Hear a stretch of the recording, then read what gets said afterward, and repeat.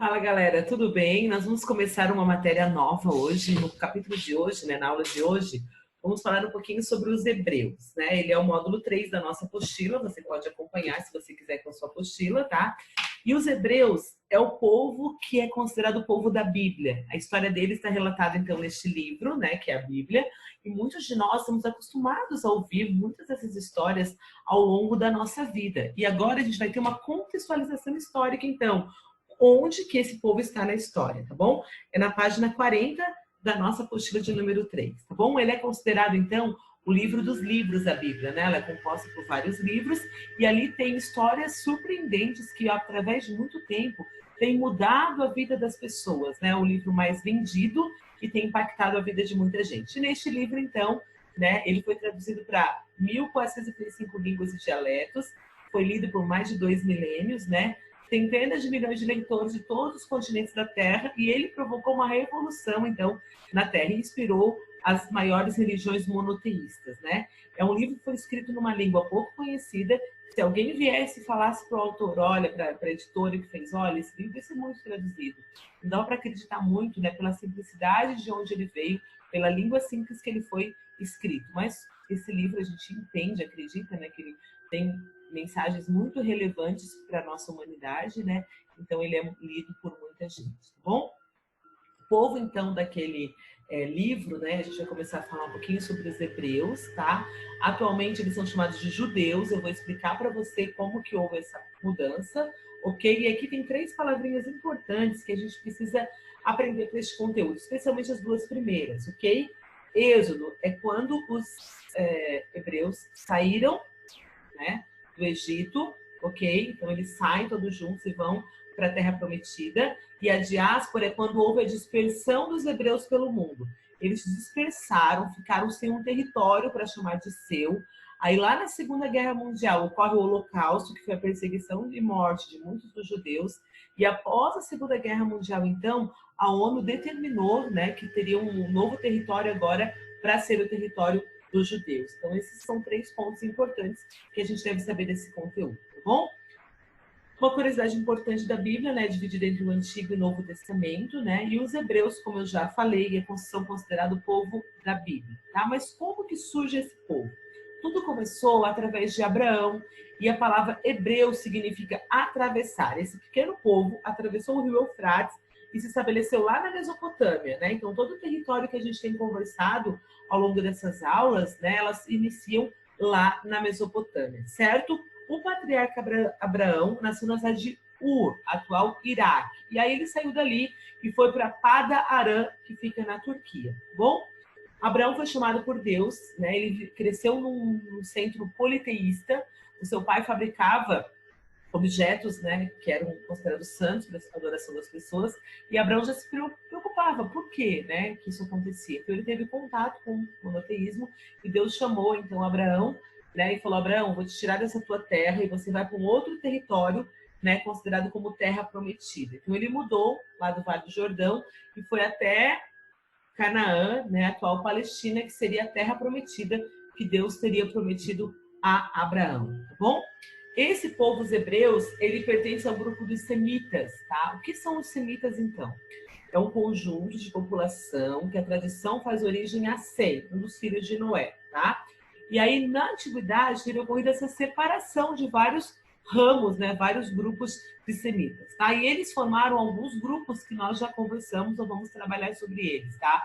Os babilônicos, assírios, fenícios, cananeus, hebreus, tá? Que mesmo com o seu parentesco linguístico, né?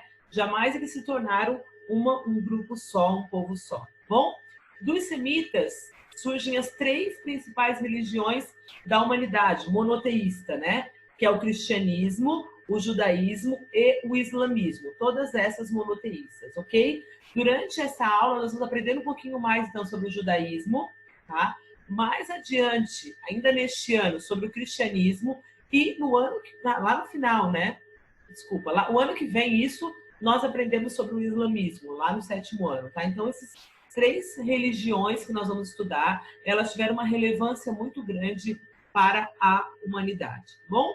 Um pouquinho mais sobre Abraão, tá? Nasceu em Ur, como eu já falei, nasceu no meio de um povo politeísta, era filho de artesão, E ele se perguntava, como que as pessoas adoravam os deuses que o seu pai fabricava, certo? Então ele vivia num centro politeísta, onde há adoração a vários deuses. E aí ele vai, né, conhecer o monoteísmo. O que é monoteísmo? A crença na existência de um único Deus, negando não apenas a possibilidade que acha outros deuses, mas também a necessidade de adorá-lo. Ou seja, não há necessidade de ter um outro Deus e nem a necessidade de adorar esse Deus, tá bom?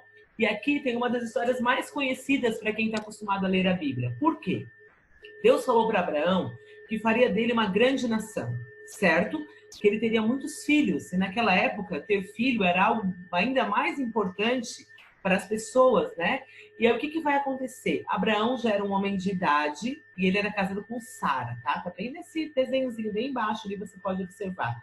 Sara já era uma mulher também, com quase 100 anos. E aí Sara falou assim, ai, Abraão, eu acho que a promessa de Deus, a gente pode dar um jeitinho nessa promessa, né? Então, Abraão se casou com Agar, que era serva de Sara, e teve um filho chamado Ismael. Mas a promessa de Deus era um filho com Sara. Sara, então, engravidou e teve um filho chamado Isaac. Ok, queridos? Quando eu falei, né, que parecia que era mais importante, né?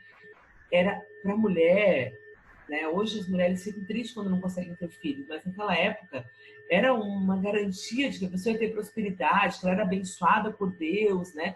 Então, o sofrimento que essa mulher tinha por não ter conseguido ter filho era muito grande. Por isso que, então, o filho da serva seria como se fosse filho dela. Mas, quando ela teve o filho dela também, aí ela não quis mais saber, né, do filho da serva, de Ismael, pede para Abraão para mandá-los embora, e ela vai embora com o filho, né, a Agar, e aí Deus falou para ela que não iria abandonar e que faria também, cuidaria e protegeria dele, tá bom? Mas aí o que acontece? A bênção da primogenitura, a primogenitura era o filho mais velho, tá? Então o filho mais velho teria uma bênção especial, digamos assim. A bênção da primogenitura dos hebreus vai cair sobre quem? Sobre Isaac, certo? Isaac, então, se casou com Rebeca, tá bom? Rebeca teve 2 filhos, Esaú e Jacó, filhos gêmeos, certo? Mas Esaú nasceu primeiro, então ele era o filho mais velho, Jacó era o filho mais novo. Só que Esaú, num dia que você conhece a história, né? Ele vendeu a bênção da primogenitura para o seu irmão Jacó por conta de um prato de comida. Então Jacó passa a ser aquele que vai receber o bênção da primogenitura, tá? Neste período aqui, ó, Abraão, Isaac e Jacó, nós dizemos que é o período dos patriarcas, onde o homem mais velho tem uma importância bastante grande na sociedade, tá bom? Jacó se casou também, né? Ele voltou para a terra onde moravam seus parentes e ele conheceu uma linda moça chamada Raquel. E aí, o que vai acontecer? Ele trabalhou 7 anos por Raquel. Quando deu os 7 anos, ele se casou com Raquel, só que o pai da moça, né, enganou Jacó. Quando ele acordou de manhã, ele tinha passado a lua de mel com a Lia. E ele foi reclamar para o pai da moça. Olha, na nossa sociedade, não pode a filha mais jovem se casar antes da mais velha. E a Lia era a mais velha. Então, espera passar 7 dias da festa e eu te dou a Raquel também. Ele se casou com Raquel, certo? E também com Lia. Aí também começa o sofrimento da Raquel. Raquel não conseguia ter filhos, tá? Então aqui nesse primeiro em amarelo tem os filhos de Lia, ó. Rubem, Simeão, Levi, Judá, Isacar e Zebulon, tá? Aí Raquel não conseguia ter filhos, ela também deu a sua serva, chamada Bila, para que ele pudesse ter filhos com ela. Ela teve Dan e Naphtali. Aí a Lia também deu servas e nasceu Gade e Azer.